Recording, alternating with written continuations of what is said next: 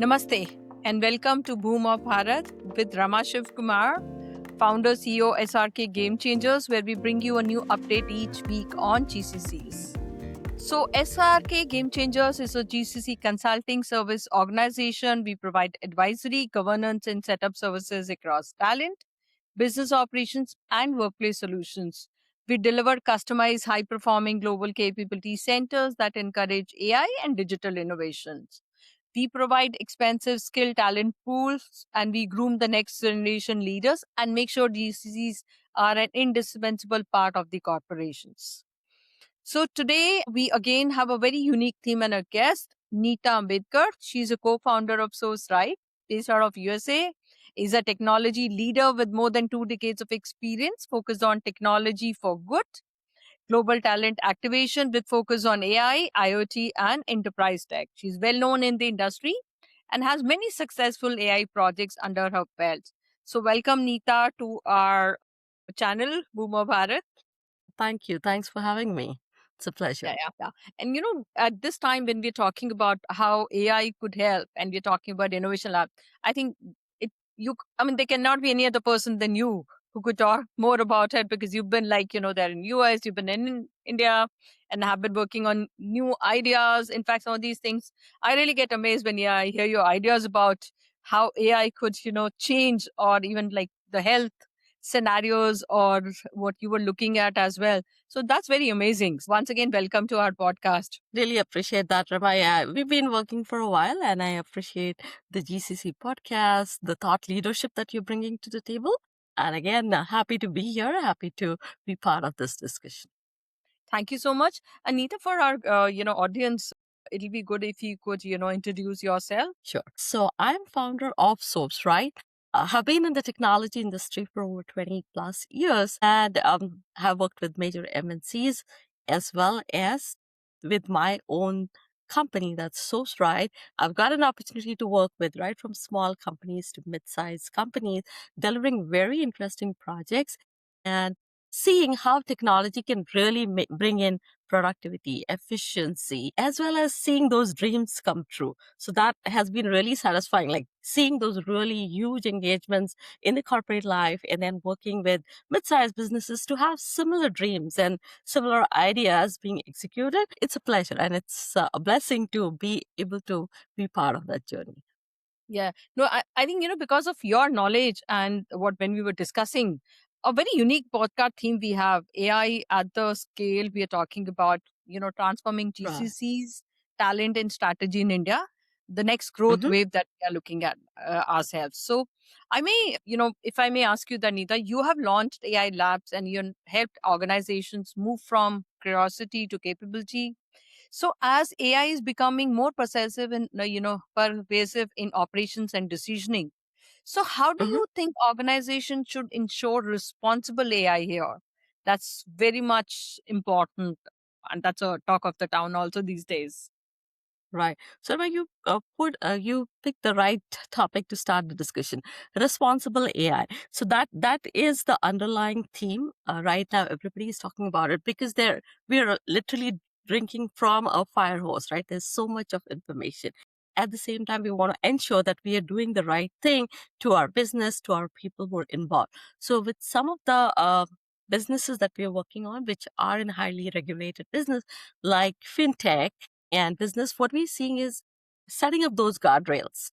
That's your starting point. And when I say guardrails, it starts right with your data. Where is your data? How clean is your data? What is the data that you're really using? Having accountability and roles defined around it. That's your second aspect. Infrastructure security. And then explainability, rightly said. How do you ensure that, oh, it's not just AI? If you are able to explain it. So having the right technology partners to ensure that you're doing the right thing, you're using the AI in the right sense is a must. Yeah, I think a very valid point you brought. It's important that you have the right technology partners and you understand the usage of it. Okay.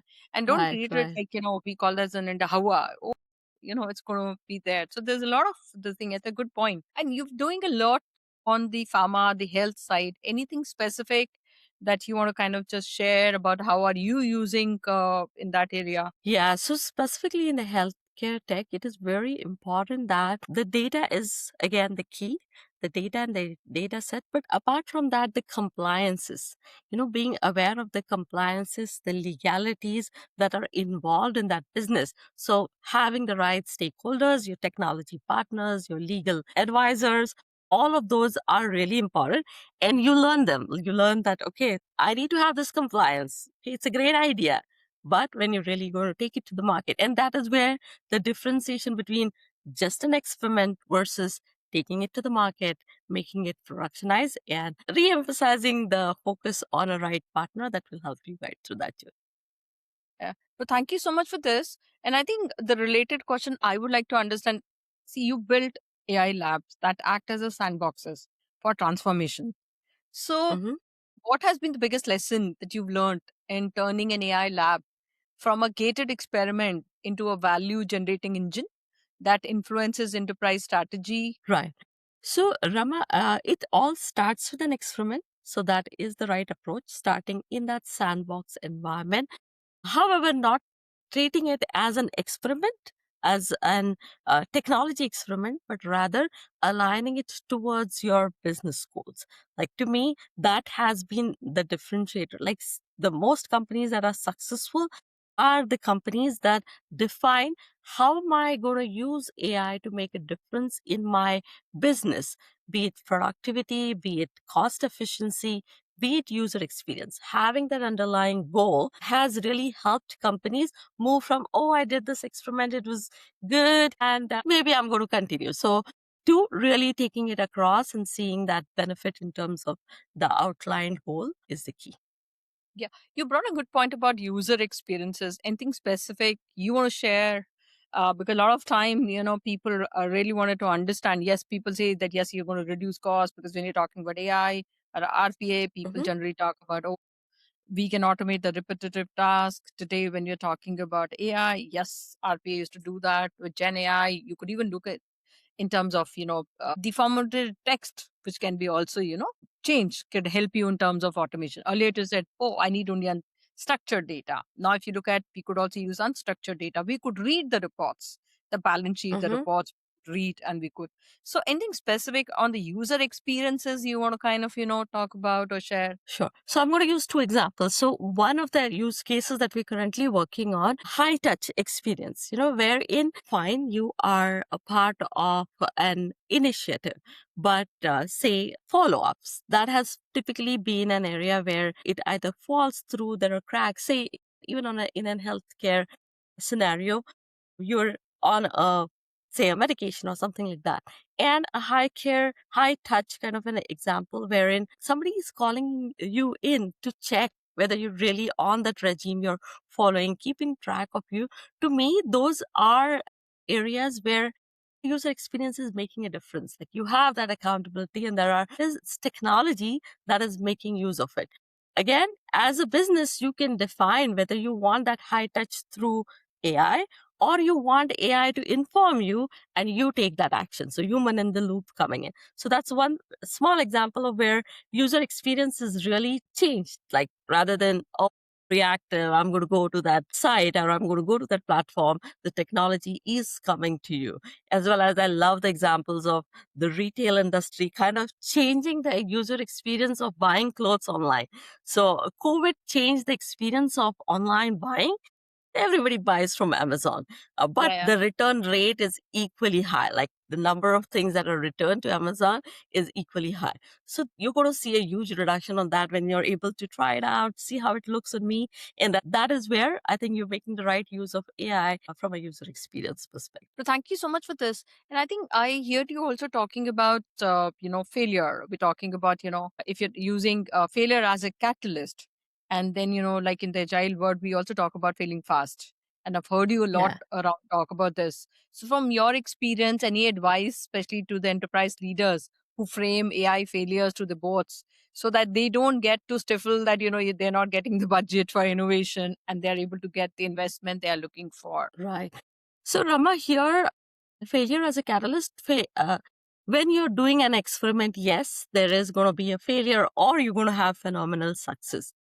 The differentiator is in approaching it as an quantified risk. Like before your experiment, if you are able to communicate to your board that, okay, this is what we're doing, these are your probable losses, these are your probable. So communication, which is the underlying for any relationship, anything, that remains the key. Defining what is the level of losses that we're looking at will really help you set that expectation. So that's your first thing. And then the second thing, one is from an operations perspective, looking at your the low hanging fruits, go to get you that buy-in.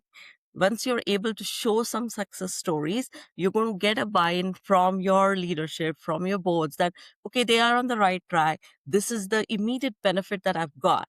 And then as you continue to mature, you'll be able to take more riskier things, try it out, and uh, make it like a compounding asset. Like you have your wins, you have your losses, but maybe your wins are more, and you're going to get the support that you need. I think it's a good point where you're mentioning about, that, start with small, there, then it's easier to kind of show sample or, more successes over there. I think a point Mhm. around that use as an investment, when you kind of, share with the board, I'm sure the board and understand if you look at some of the Fortune 500 companies, like you're also talking about, I'm sure they did so much of trials.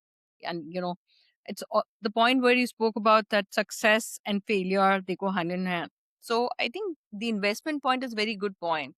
If you're bringing up as a kind of investment to the board and with the right business case, I'm sure it'll be Right. easier to get the board's approval based on the ROI that we're talking around, which can be, and it is an initial investment which will be long term very successful.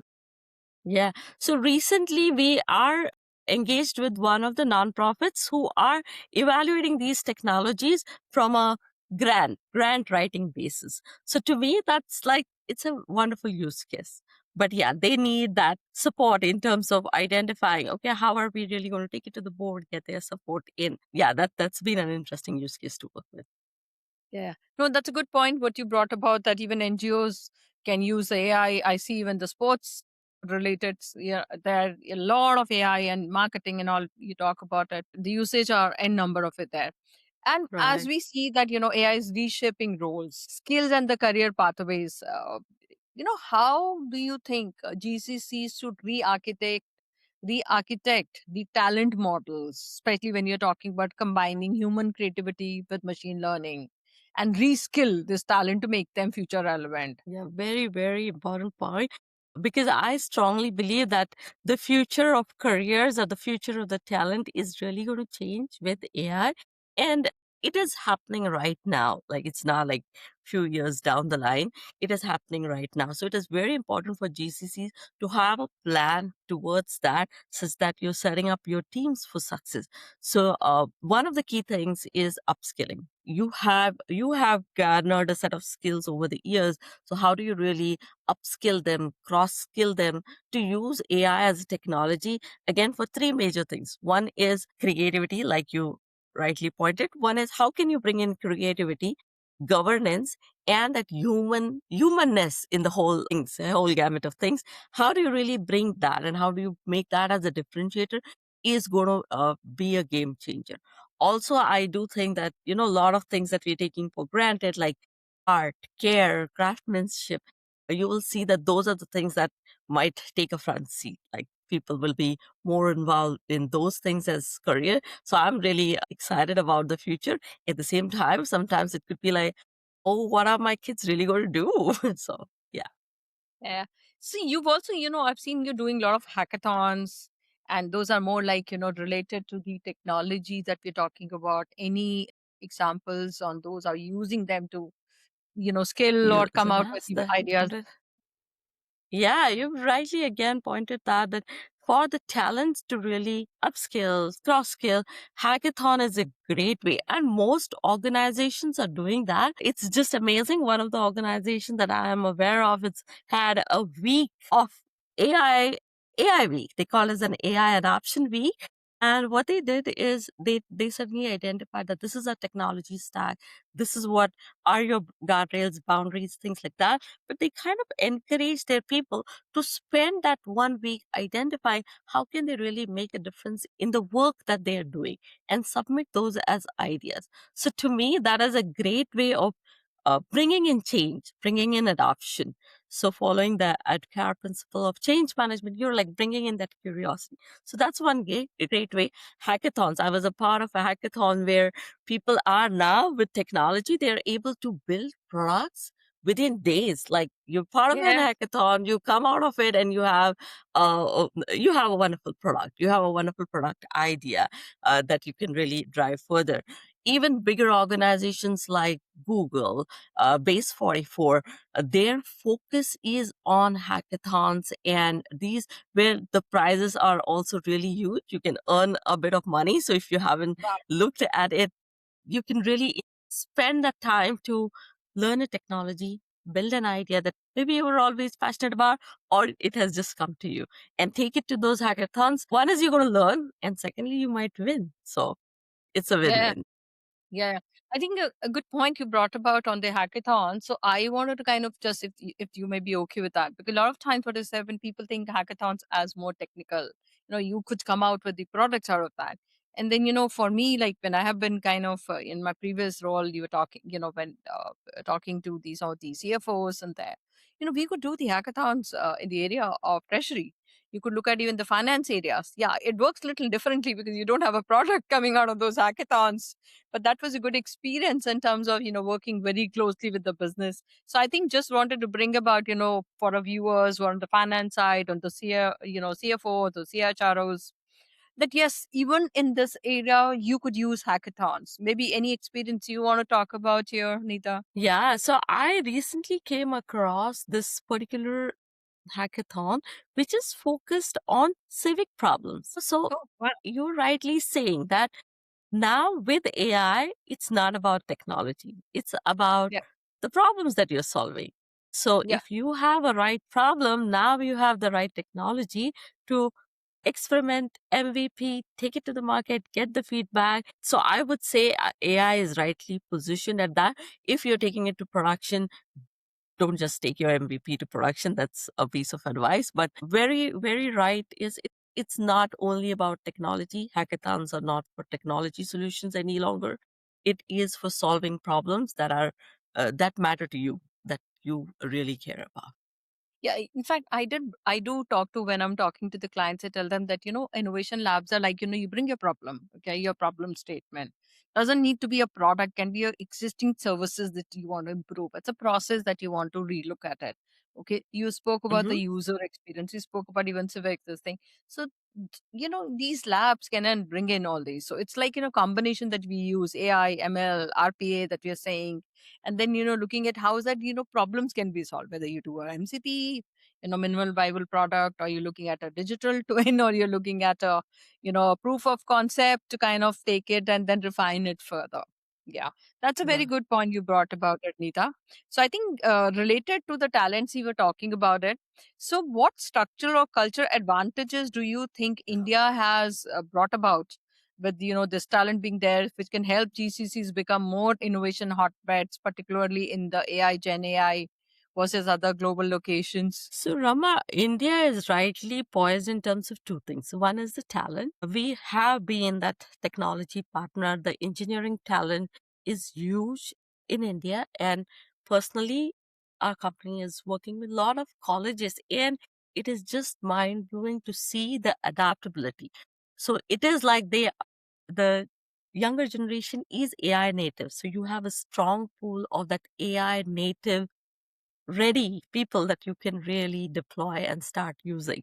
The second thing is the culture of learning and adaptability. That's been our strength. So, being able to learn the new technology, adapt to it, and identifying models that can be a win win. That's your second thing. Third, I would really call the attention to the way the government is investing and making it really kind of attractive for companies to come in India, set up their base in India. The two things that specifically stood out for me was one was the availability of the data sets. That is your key differentiator, right? Like for any use case, the government is ensuring that you will be able to have the right data set. Yes, we are a big country. India is a big country, so you will have that right data set. So that's your first thing. And secondly, for setting up your GCC and your data centers, the kind of tax incentives that are out there, both of these things are going to be great drivers. So everybody is aligned towards that success story in terms of the infrastructure, in terms of the government support, in terms of your talent. So you have the three right pillars to drive that success story from an India GCC perspective. Also, as I would say, some of the things that we're seeing is that nano GCC concept. To me, that is really a game changer, because earlier GCCs was like maybe for big companies outsourcing and they really have a big setup back in India. But now even the smaller mid market is able to do that with the concept of nano GCCs, where they are able to really bring that global talent. Like I think COVID, global working, like remote working, all of those things, and AI, all of these three things have also contributed to that. How can we make a really global team? And India is poised to play a great role in that. No, thank you so much. I think a good point you brought about, even nano GCCs, or you're talking about mid-sized companies, they can certainly look at. It's not that India is only focusing on Fortune 500. We do have like any point about Pune, because you were working a lot, over here with the Mhm. universities, with trying to set up your. So, any The lab. experience, something you want to kind of share with our audience? So far, my experience has been great, both with the colleges that we're working on. I would say that yes, that's been a very, very pleasant experience, because those people are hungry to learn, hungry to come work with the industry, right? Like sometimes you're in that mindset of, oh, I'm studying, but these people are ready to really collaborate with the industry and make a difference. So that's your very positive thing coming from some of the Pune universities that we're working on. Apart from that, setting up the center in Pune, we have the right talent, we have our right people out there. Two engagements that are currently running out of the Pune center. One is from an healthcare perspective, and another is a fintech one. Both of them are on the right track, like working with the stakeholders to ensure that we understand what is it that they require, ensure that we have a right mix of senior team members who understand AI as a technology, as well as have an extensive background in the technology world and then the business domain. So having all of those right players has helped deliver a quality output for both of these engagements that are currently running. No, thank you so much for this. I would like to kind of, look at from a future perspective, the 2030 vision. If I look, 5 years from out, so what is one AI driven challenge in the corporate world that we are currently underestimating? Any thoughts on that? So Rama, we touched on it briefly from a talent perspective. So talent and learning and development. So learning is going changed drastically with AI coming into picture. Right now, though companies understand, though GCCs understand that, okay, these are our problem, the solution is shaping up. So I'm seeing that as one of the major hurdles or major things that companies should actively look at. How are we really incorporating that learning at a fast speed in an output driven manner, such that it encourages that upskilling, that participation, belonging? All of those things is going to change motivation, incentivization. All of those are going to be critical pieces in keeping your team there, productive, and really delivering good work. And to the point you had mentioned earlier, India has its own deep seek. Right, That's right, right. wishing to have it, and I'm sure we're going to do that. I'm pretty confident about it. Yeah. So, as we are kind of moving ahead, some rapid fire questions for you. One AI trend GCC's readers should watch in 2026. Talents in learning and development. Okay. If you could give a day one CEO one piece of advice on AI strategy, what would it be? So AI strategy, one piece of advice, start small, but start now. Don't be afraid to take that plunge. And Okay. to that point, Rama, I'm just going to add, as part of the AI lab services, as part of the GCCs, one of the key offering is consulting and being that technology, not just a technology partner, your partner in your business journey. So Yeah. one of the key things that we're seeing is educating the senior leadership. Uh, about AI, doing that hands-on, getting that your hands dirty, trying out your maybe first use case. Those are certainly some of the services that we are able to offer, and those have been game changers. Like people do want to have that maybe an initial hand holding where you're able to do that and get people to experience that. To me, for the AI CEOs, a must. Yeah, I think a good point you brought about it and the entire conversation about it. You can try. There's nothing, stopping you from try. If you don't try, you don't even won't know. Okay, so success Right. will definitely come, but unless you try, you won't be. And your point also on failing, fail and then succeed. And India is there looking at to try. We have the right talent, we have the infrastructure, we already doing a lot of nano and mid-sized company also. So that was a very interesting conversation, Nita. And a good point also you brought about on Gen AI. Any other point you want to kind of specific mention about Gen AI? Because that's another area where people are not very clear about it, what exactly that it refers to. So maybe. Yeah. So Rama, Gen AI is actually changing a lot of user experience. Coming tying it down to our one of our earlier things is user experience, and three major use cases where I've seen Gen AI playing a big role. One is the content creation, social media, and lead generation. So these are kind of bread and butter for most of the businesses. So these are very good use cases for Gen AI. Like the number of tools that are coming in to help you do that is just phenomenal. But they're in identifying that which is the right tool for you is going to be a game changer. But amazing, amazing work. In few years, the Hollywood, Bollywood, all of those things are going to change. They are the movies. Maybe a common man is going to be able to come up with his own movies, and this is going to be a wild competition. I can just imagine. It's phenomenal. Yeah. No, no. Thank you so much, Neeta. The conversation is so engaging, so interesting. I don't feel like kind of that it's time for us to kind of wrap that up. So, but thank you so much. And, as I mentioned for our audience, the important points you brought about is that, there's a lot to try and we can try, and India is there to try to help you here. You could use it as a kind of a, small problem statement, come and try hackathons, a lot of other ways, we could help you out. So thank you so much, Neeta. Thanks, Rama. Very engaging discussion. It was I really enjoyed it. Thank you. And for the audience, thank you so much for tuning into this special episode of Bhoom of Bharat. Don't forget to subscribe for more insights on the ideas and innovation shaping our world. If you have any thoughts or stories to share on this topic, we would love to hear from you. You could connect with me on LinkedIn SRK Game Changers or drop your questions on our website SRK Game Changers. Until next time, namaste from Bhoom of Bharat. Namaste. Thank you.